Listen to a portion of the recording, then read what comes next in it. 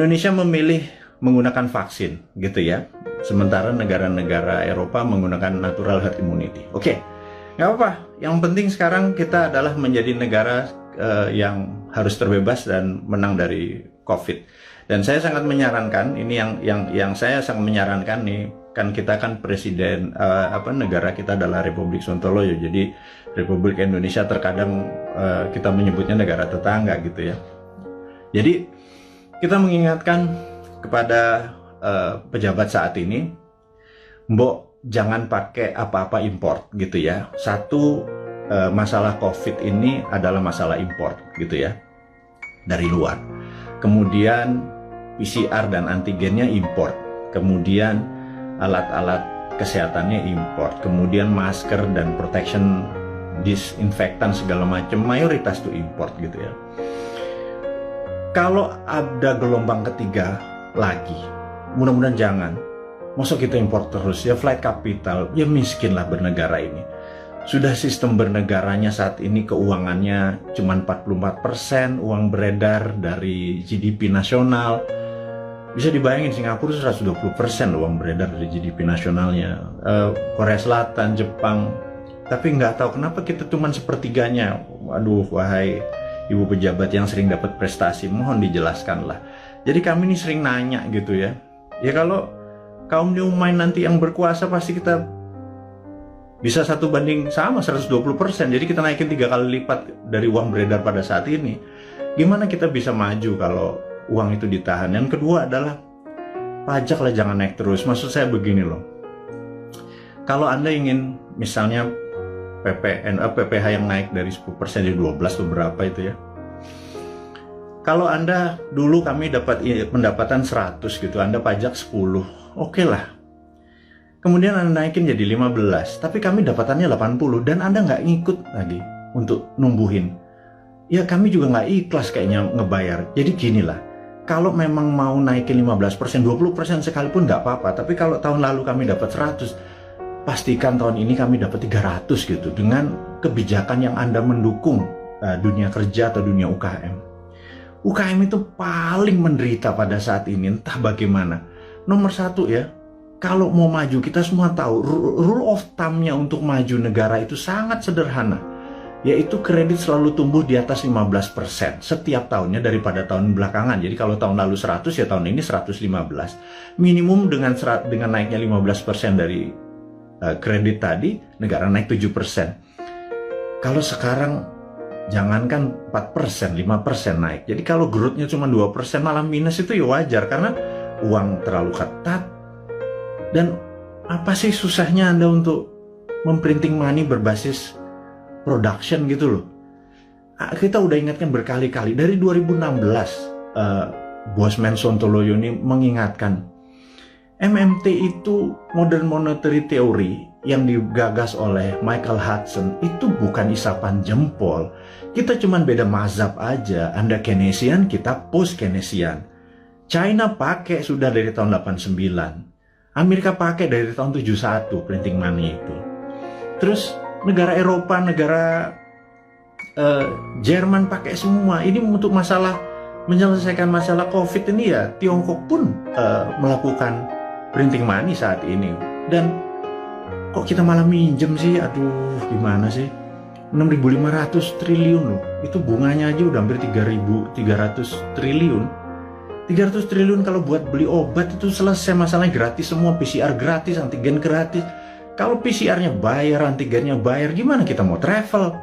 Terus udah kayak gitu dengan PPKM kita ini udah taat sama ininya, tapi semuanya bayar gitu ya. Vitamin bayar gitu ya. Terus pajak bayar, terus kita pokok nggak pernah kebayar, negara sibuk bayarin utang, terus nambah utang. Aduh, ini mau mulai dari mana? Kita nih bertanya. Jadi sekali lagi, sahabat semua, kaum New Mind, kita ingin ke depan kita menjadi negara berdaulat. Jadi hari ini yang mau diinformasikan adalah gimana caranya kita di tahun 2045 Indonesia adalah negara superpower. Dah, ya itu adalah tema hari ini. Kenapa kita bilang ada yang penting dari Bosman hari ini mau mengumumkan sesuatu. yaitu kita ingin tahun 2045 pada saat Indonesia 100 tahun, Indonesia Emas, Indonesia menjadi negara superpower, bukan sekedar negara kaya lagi, negara superpower. Kita nggak bisa tumbuh hanya 5% atau 7% seperti janji-janji kemarin di dalam kampanye. Nggak bisa. Kita tumbuh harus lebih powerful dari angka-angka itu. Terus bagaimana membuat ini berdaulat gitu ya? Oke, sahabat semua. Saya ada beberapa informasi sebelum kita masuk ke topik ke sana, bahwa kita tahu saat ini negara-negara sudah kena herd immunity-nya dan kita masih belum. Dan penting untuk kita memberi informasi adalah begini. Sahabat, saya mengingatkan, kita masuk ke topik berikutnya setelah tadi ini masuk. Jadi beberapa kali kita kalau naikin informasi di IG, atau bisa hilang gitu ya. Kemudian di sosmed yang lain seperti YouTube, channel kita sering di warning, sering diperingati dan hilang. Di Facebook, jadi kita udah berapa kali hilang, terus 7 kali kita diperingati Facebook, IG, Twitter kita hilang, terus YouTube kita pernah hilang gitu ya. Dan ternyata saya baru memahami setelah algoritma teman-teman melihat dan dilaporkan, ternyata cara menghilangkannya gampang. Begitu mereka tidak ingin video atau tulisan segala macam itu, sekelompok buzzer adalah menginformasikan, melaporkan bahwa ada unsur porno, ada unsur dan lain sebagainya, sehingga pemilik sosial media yang tidak bisa berbahasa Indonesia itu pokoknya dapat laporan, terus mereka kasih peringatan kita gitu ya.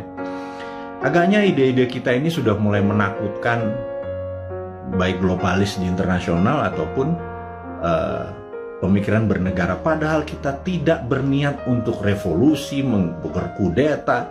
Kita ingin negara kita utuh dan kita ingin negara kita menjadi negara berdaulat di 2045. Kita tidak tergantung pada negara asing gitu ya. Yang kita tanyakan misalnya pada saat kita taat, tapi TKA asing masuk. Anda datang deh jam 12 malam, jam 2 malam ke Soekarno-Hatta ya, pakai masker ya, sama disinfektan. Anda bisa lihat ada 300 orang, 500 orang, terus mereka nggak ada karantina. Pertanyaan sederhana, kenapa nggak dikarantina sih gitu aja? Segitu kuatnya pendukung mereka-mereka ini, yang saya nggak tahu pejabatnya mungkin sakti sekali gitu ya. Sehingga waktu kita peringati, kenapa mereka bisa masuk? Kenapa kita taat terus mereka asing bisa masuk, terus mereka bisa ikut bersama-sama commercial flight dengan warga negara Indonesia lainnya? Mereka tidak bisa berbahasa Indonesia. Dan jawabannya adalah jangan macam-macam, suruh diam kau gitu ya. Karena nanti kalau negara itu tidak mau invest di Indonesia, Indonesia bisa rugi. Itu kalimat yang benar-benar menurut saya, lu gila ya. Jangan gitulah. Emang satu-satunya negara ngolong itu memang Tiongkok apa? Segitu taatnya gitu? Enggak gitulah. Jangan berkata begitu. Kita bukan anak-anak lah. Berbicara yang lebih elegan sedikit, dengan data, dengan santun, jangan membentak, jangan menghardik gitu ya. Kita bertanya juga baik-baik, ya kasih jawaban aja gitu ya, bahwa nanti kita urus, kasih yang manis lah gitu.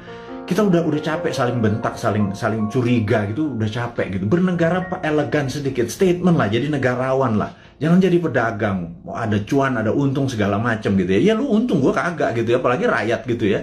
Itu kami bertanya gitu ya, kami dapat apa? Udah asetnya hilang, tanah air kita hilang, diambil barangnya, kita cuma dapat apa? Dapat pajak gitu. Buktinya kita tetap dipajakin tuh.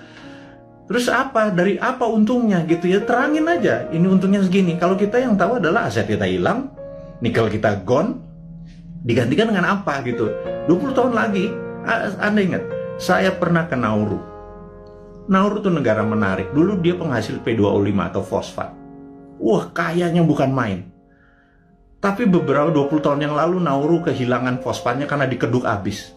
Ya sudah, sama Amerika waktu itu, dikeduk habis.